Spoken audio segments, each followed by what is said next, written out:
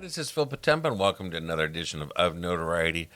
Each week, as your host, we bring you the events that you want to make sure you mark in the calendar, what's not to be missed, and everything happening in Northwest Indiana, Chicagoland, and beyond. It's the broadcast equivalent of all the stories, feature columns that appear in the flagship Post-Tribune, and also find their way into other parts under the umbrella that is Chicago Tribune Media. Everything, of course, captured at chicagotribune.com. I couldn't be here for these past 9 years for our weekly broadcast without the generosity, underwriting, and support of our friends at People's Bank. Also, arts advocates Andy and Sue Arnold, they do so much for all of our different outreach of the arts community in Northwest Indiana and beyond. And over the years, we have a history with everybody from Legacy Foundation, Indiana Arts Commission. So we're grateful to all of you, and especially you, our viewers and our listeners. Some of you are tuned in through our traditional radio dial as we broadcast to you today on this 21st of April, 2026. In case you're hearing this as a rebroadcast, you can plan accordingly as we come to you from our Strachan Van Til studios in Hammond. And we also keep in mind that some of you have the added advantage, besides being on the radio dial tuned in at 1230, as we come to you from our Strachan Van Til studios. Others of you have the added advantage of our window to the world with the cameras in our studio. And you can see it looks like it should be spring gardening time as the gnomes, starting with the G, have taken over our studio desk along with our friends around the table, including today's co-host, Luke Miiller. Welcome back, Luke. Good morning. We have also with us one of the directors of their production that we're talking about today from our friends at Holdcraft Players, Tony Thomas. Hello. Welcome back. Good morning. And we have with us also Jerry McClure. Hello. And he's one of the cast members. I'm going to give the title and let you introduce exactly our title and our dates, Tony. The title of the show is Lost, Then Found in the Middle of Nowhere, and it's spelled Gnowarre. So that play on the word gnome, right? It's the home of the gnomes, and it's a town in southeastern Ohio that have embraced their interesting spelling of their name. And if you're thinking, I don't know if I've ever heard this title before, you shouldn't have heard about it, because this is a world premiere happening at our friends at Holdcraft Players to the east, Michigan City, Indiana. They had their opening weekend that happened this past weekend, which be the weekend of the 18th. On one more weekend of performances, brand new original story and script written by Lisa Rawson. She was pushing her shows over Facebook, and Jay Swindell, one of the cast members, saw it, and he forwarded it to Jill and myself and said, hey, give this a read. And where's she based out of? She's just outside of Erie, Pennsylvania. Okay, Erie, Pennsylvania. You have a partner in crime for this as the director duties, and that would be? Jill, my wife. Yeah, she's a little off camera here, and she's here for moral support. So we have Jill and Tony at the helm. World premiere, Lost and Found in the Middle of Nowhere. And the no, again, starts with a G-N. So this is something that's brand new. One more weekend to go. Comedy, drama, fresh, original. And the synopsis, even when I included in my column, Luke and I were discussing, it involves an airport, and then you also get to hear the thoughts of the lead. There's a lot going on, so I'm going to let one of you two describe it, and also give us a reminder of what is the part that you play. Okay, so the play takes place at a very small airport in a very small town. A big city boy gets stranded in a small town, and his rental car breaks down, and he ends up in the airport that has two employees. And he's expecting, normal airline rental car counter. That's not really what he encounters. But it's really funny. And yes, you do hear his inner monologue as he is reacting to the small town and the people there. You hear Noel Carlson plays the inner voice of his sarcastic, what he really wants to say but doesn't, which I think we all have from time to time. And I see some of the promo photos that our producer Joey is flashing and floating across. There are gnomes aplenty throughout here as well, so there's no shortage, including what we have here on our deskscape as well. Now, there's not any confusion here. This isn't some kind of a Dungeons and Dragons fantasy where the airport is run by gnomes. No. Just happens to sort of symbolically describe what is a very small, rural backwards. And kind of a the community. gnomes are the school mascot in the town. Okay. So that's, Okay, and so- so that's where all the gnomes come in. And that's where that plays in it as well. Oh, go ahead. So was there inspiration, or rather, what was the inspiration for creating this show that you could garner from Lisa? And was it based on something from her experience, or what was that? Was she from? involved? Yeah. Did she give you Oh, any that's- nudges or talk you in a little bit? The beauty of it was Jill read the script, and I always go with whatever Jill says, and she said, yes, this is funny, and it'll be a really good show. So we talked to Lisa. She let us go ahead and do it, and we've been in constant contact with her about this might not work. Can we try it like this? Absolutely. We want to change a couple words. Absolutely. She's been nothing but positive. We did a Zoom meeting with her, and she bases everything on her own experiences. So this has a little bit of truth to it. Did she come for the opening weekend? She'll be here Friday night. She'll be here on Friday night. Yes. That's going to be exciting for the playwright to see, again, world premiere. So she put a Yes. lot of the creative nuance in your hands.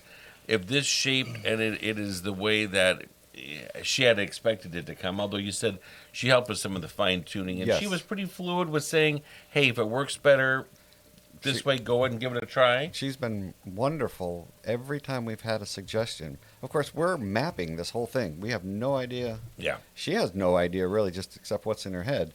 So the fact that we're doing it in a new space that she did not envision when she was writing it. So she's been very positive and very, very, very helpful with her ideas and working with us. It seems she's very involved in her own small town community theater where she is at. So when she writes plays, typically we seem to get the impression that her group, her little theater troupe, seems to put the shows on that she writes. This was one that was fresh and hadn't been done at all when she sent it to Jill, and so we were kind of able to get our arms around it without them even having put it up yet. So I think And she's with it excited being to see so new, not even held with a licensing house, it was right from the hands of the has, playwright. She has her own production company. She has her own. Wow, She okay. is in charge of everything. If you're just tuning in and you're hearing our dialogue and you're hearing things about gnomes and you're hearing about stage debut and world premieres, that's because we have the added advantage here in Northwest Indiana for what is not just the Midwest premiere of Chicagoland, but the world premiere for Lost and Found in the middle of nowhere. And think of that nowhere being spelled like a gnome. It's such a small little quaint burg where this airport happens to be, that a very frustrated traveler gets stranded and he's dealing with what are the locals. You get the inside track by hearing those thoughts inside the lead character's head, which is played by... the main character is Jay Swindell, and then the inner voice is Noel Carlson. so the inner voice we hear over an actual speaker. No, He's on stage. He's on stage He's with an actor him. on stage with us. Really? Yeah. And plays it. So very fresh and creative concept. that was the beauty. Lisa's idea was to have him off stage. And I kept seeing him walking around the entire area, into the audience and everywhere. But we honed it down to where it's probably less intrusive. Yeah. But you get the great idea of who it is. And Yeah, she kind was of very immersive. Yes, she was Really? very open to it as well. Great. Well, I'm very intrigued to hear about, just the small town nature of it. I think that really lends itself to the comedy. The fact that there's so many, in small towns, that the characters and the personalities of people just tend to be, even exacerbated, and that they just tend to shine through. So I'm sure that really lends itself to the comedy. Yeah, and so then the people that are in the town know each other very well. They know the little quirks, which seems very odd for somebody from a big city who works all the time, for people to be that close and know each other that well. So If you have the advantage and you're streaming and you saw the gnomes and you found us through social media or through the YouTube channel that we have here with WJOB, you might see then the logo that is associated with the show. Very clever. It includes the outline of the state of Ohio because that's where this teeny tiny burg is. Did that come with it as part of the licensing package, or no? You had folks that created this logo for this world premiere. That was Lisa's. That was Lisa. Gave that, yes. It's very enticing. It's very fun. And that unfortunately doesn't transfer well onto a T-shirt. But Yeah. it was really nice. We talked about this before we went live on the air, and this is the blessing, the curse of what is a world premiere. Say that title again, Jerry. What's the title? Lost and Then Found in the Middle of Nowhere. That just rolls right off the tongue. Well, maybe sort of not. If you've heard of A Chorus Line, you heard of a Music Man, Oklahoma, this is one you've not heard of. So when it's a world premiere, you've got the hook and the advantage for marketing media that nobody's ever seen it. It's exciting. Come and see what is maybe a work in progress. Yeah. She might very well, she being the playwright, make some changes based on what she sees this weekend, right? She's already told us she's going to take a few of ours, but we don't get credit for it. But I was going to say, So we there said, should okay. be somebody on that first page, Jill and We Tony. we do get that on the every script after this. We do get our cast listed, Right, because this is forever where and that ever. premiere was. Yes. That is true, Yeah. where it had its premiere. But to be able to market it, as I mentioned, when I was even writing it for the column, I thought, gosh, this is kind of a tough one to explain. And also, having never seen it, and I've seen quite a bit in my 30 years, I didn't want to give away anything that could be a tease as well. So I was letting you do the description of it. How far off was I? You can see when I brought in my diorama here, what I would envision it to be for Nowhere. And we'll see if we can get our producer, Joey, to use the robot camera and zoom into this landscape of gnomes, and they're farming, and there's a little water windmill, and there's a cabbage patch, which I love that part of it there. This is not at all what you're going to see. So when folks are saying, "Oh, you know what? I collect gnomes. I want to see what this is about." Again, not a fantasy Dungeons and Dragons type of a thing. This is something that takes its inspiration from the idea, conceptually and symbolically, small town, and there are gnomes, as you say, because it's the mascot for their local school. Yeah, But don't expect it to be them living inside a wood hollow and But and not Lord of the Rings. I guess Lord of the Rings has some elves and underworld folk, but the Lion, Witch, and the Wardrobe, right? That's what I'm thinking. The town embraces gnomes Uh-huh. because it was the high school mascot. So everyone has a gnome. We have a gnome of the month at the airport. So you will be immersed in gnomes. It's just not about gnomes. And there's plenty of branding right around this desk here. I'm seeing green T-shirts that have the show premiere. This is wonderful. Our director's got his director's hat on, and again, I think it's a clever premise, and word of mouth is so big for something like this as well. So the audience is left talking about it. You know, have you given a lot of promotion that the playwright is going to be there, or she might be of the nature of, I don't want to lie, I just want to kind of slip in, see it, make my notes, or she's saying, I'll do a Q&A afterwards. She's been open. She and her husband are coming, and they're planning on just being involved in everything. Okay. And I also want to mention that we are also partnering with the Michiana Humane Society, where This is great. $5 of every ticket. Remember, our tickets are only $15, which That's right. you don't hear very often anymore. That's right. But $5 from every ticket sale goes to the Michiana Humane Society. And our remaining dates for this, no matter when you're hearing, because it could be a rebroadcast, are, again, it's coming up. I see some afternoon and evening performances. Yeah, we have the 24th and 25th at 7 p.m. and then the 26th Sunday matinee at 2 p.m. So Friday and Saturday are your evening performances. Sunday will be that final matinee. If you want to be there when the playwright is in town, and the playwright hails from, Erie, Pennsylvania. yet she opted to set this in Ohio. Yes. So we'll just leave that alone. But Yeah, Ohio might have an idea of folks being from smaller areas and have their own ideas at times, because it's an awfully large state. For all of us that have had to drive across to Ohio, that is a trek and not exactly. So to be a traveler stranded there, Pennsylvania's no slouch either to drive that's right. across. But It's a few miles to put it in there. So that's what you want to make sure you plan around. If you want to be there for that playwright experience, that's Friday night that's going to happen, right? Yes. yeah. And if you say, wait a minute, Holdcraft, I know Dune Summer Theater, I know Footlight Players, 4th Street. Holdcraft is in an old high school auditorium, right? The old Elston High School. It's right next door to the YMCA. Yeah, so it's right there, not too far, a stone's throw off of 421 in Michigan City. Very easy to get to. You're going to be okay on this one. If you want to buy tickets at the door, you can. Yes. Doing it in advance, where are they going? What website? What phone number? YPTCINC.com for the tickets. And we prefer you just buy them online or at the door. Yeah, online gives them an idea of how to know how many folks are coming, but if you want to show up, this one you can take a chance on. I often say if you're going to maybe Footlight or Canterbury, those are more intimate spaces, and you may not have the seat availability for the inventory. But this one you're okay with. The last thing that you had done at Holdcraft was what, Tony? We did Dial M for Murder last That's right. year. That's right. Yes. And how about the last time for you, Jerry, that you've done? I was in Holdcraft? Dial M for Murder with the Thomas but the last thing I did there was Tracers in the fall, the play about the Vietnam War. That's right. That is right. Yeah. That was the last time I was here as well. Yeah, that's right. Joining us around the desk here. So we have to at least include one tough Larry King, Joan Rivers question. What was one thing, and Jill might have to jump up and tell you off screen in case you can't think of one. What was one thing that you did want to tweak or change, or it wasn't working, or at least the way it's described, it didn't make sense to you, and you wanted to change it, and the playwright said that's one thing I need you to keep, because it builds, and she explained why I wrote it that way, leave it that way. Anything? There's one time they have a sign about who's the employee of the month, and we wanted to change it to Gnome of the Month. And she said, no, you can't do that because it doesn't work with the idea of the show. So after we revisited the idea, she was absolutely right. And we changed it, and we found one of the gnomes on set who became Gnome of the Month.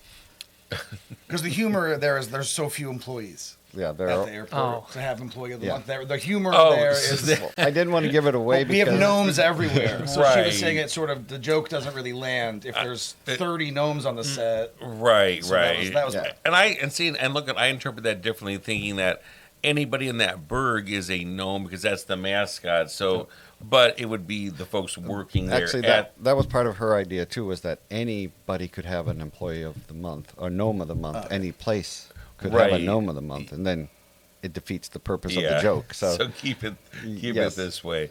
And again, how about as directors? Was there any time you had to fine tune a line with either the identity that is the conscience that's walking around and telling the thoughts, where you had to say, I think he's being a little more sarcastic, or don't be afraid to make that sound a little bit more snippy or snarky or sharp. that was with pretty much the entire cast. Noel Carlson, who plays the inner voice, he is not a very sarcastic person at all. So this was a stretch and a half for him, and he reached it. He did a very good job. Kaylee Weinbrenner, who plays the lead, is supposed to be this elderly, wonderful grandmother-ish character, and Kaylee's 25, 26 years old, and she brought in her own sarcasm to, but then comes back to be sweet little Donna, and it's back and forth. And even Mike Colburn, who plays Stan, he adds his little snarkiness to it sometimes. And Jack Olson comes in, and he gets very upset when Jay Swindell is a Seahawks football fan. Oh. And Jack is a Steelers fan, and they have a little. In real life. No, No, that's no, a the play. characters. The characters. Yes. This is part of that's built in the script. They have a little rivalry that gets a little snarky in there. And Okay. we pushed them to the edge, and it's not necessarily in the script, but when you see it live, it makes a huge And it difference. works. Yeah, It's a cast of how many people total? Remind me. 7. 7 people. And have you found this as a director, or it can be a question for anybody around the desk, or even with our producer? I have found, as somebody who taught for the last 25, 30 years at Purdue and also at VU, today's younger folks, because of technology and so much communication is through text, sarcasm and wit is almost a lost art where it doesn't always register, and folks may not understand, because if it's done through text, it's not going to be. And so if they haven't been exposed to it, I would mention things in class and try to get a chuckle. And sometimes some folks just didn't understand because they're not used to it. Have you noticed that with some of your younger cast members, or that it falls on deaf ears? Well, I would say it, but Kaylee is a natural at it, so she has a perfect. I send it back to Luke. What do you think? No, I agree totally with Phil here. I think that, when I grew up, I had a lot of my parents, both of them were very sarcastic. So we had a lot of sarcasm in our household. So I've become very sarcastic, but other people around me, it flies over their head for the most part. But as you say, that they're growing up with technology, and it's a lot harder to convey that nuance through a screen. I mean, you can put emojis and whatnot to try to have an altered meaning, but again, it isn't the same. So then, as you grow older, then you just try to develop it more, but. Or the art of used to call it a dry wit. Yeah. Very dry wit, dry Through sense text of humor. message would not work. Wouldn't really Yeah, work. exactly. Right? We need to resurrect Don Rickles. Have him come back and do some classes on this for all of us. Anything else we have? Go ahead. Thoughts in closing here? I just want to give a shout out to Sarah Riegling you. as well, who's Maggie in the show. I think we went through everyone else's names with Sarah. She's hilarious as Maggie. Yeah, some in of the promo art we did, we wanted to make sure we classify. This was still early on. This is script reading. You'll see they still have their scripts in their hand. Did folks pick up pretty quick with it, or did you have to be firm as director, or who was maybe good cop, bad cop between Jill and you to say, you've got to be off book by Thursday. I got to have you off book. We have to get one thing straight. Jill's always the good guy. I'm the bad guy. Okay, the worst guy. Yeah, the worst. The worst guy. But we were limited to 4.5 weeks to get this show done. Jay and Kaylee came off of the Da Vinci Code at 4th Street, and Sarah and I were coming off of Into the Woods from LaPorte Little Theater. So we went straight from our performance weekends of our shows prior into this, and we had very little time to get it all done. They really came together. Arturo Pozos and I put the set together as quickly as we could because we had other things happening at the Holdcraft Center happening, so we couldn't jump right in and build it. We're in the band room where we did Dial M for Murder. This is the second show there. Okay. But we repainted, we retiled, we redid pretty much the whole thing to make it a black box theater. And by the time we were set to start actually getting into the theater, we were down to 4.5 weeks. Wow, yeah, that is a quick dash to the finish line. Yeah, we got to there. Make it all happen. We did. Yeah, we got there. Absolutely. But it was Well, and that's why I was kind of surprised. Usually, you're pretty good about a lot of promo photos up front, and I noticed they weren't forthcoming. It was more script reading. That's because you were still doing finishing touches and. We were down to the edge, and then, as usual, the theater gods got together and said, It always comes together, but again, my hat's off. I said this to Luke and many folks, how so many talented cast members can be in one existing show, auditioning for other shows, and get the lines down for both shows. And luckily, while you're in the middle of Gnowarre, you're not doing the dialogue from Cat on the Hot Tin Roof, Tennessee Williams, and get the crossover mixed up. As our final wrap-up and review, someone to be the Vanna White here and give us the name, dates, so it's a world premiere course, that playwright opportunity, and then phone number, website. Yep, so we're the Holdcraft Players in Michigan City. We're doing Lost, Then Found in the Middle of Nowhere, a world premiere by Lisa Rawson. And your opportunities left to see it are this Friday and Saturday, the 24th and 25th at 7 p.m., and the Sunday matinee, the 26th at 2 p.m. And Lisa will be in attendance on Friday night, the 24th at 7. And every ticket, $5, goes to the Humane Society of Michiana. And phone number, website, did we have that one more time, just in case? yptcinc.com, or just look up Holdcraft Players. And I'm speaking to all of our listeners and viewers here. You are a key part of this equation with the excitement that is a world premiere and an opening night, especially when the playwright is right there.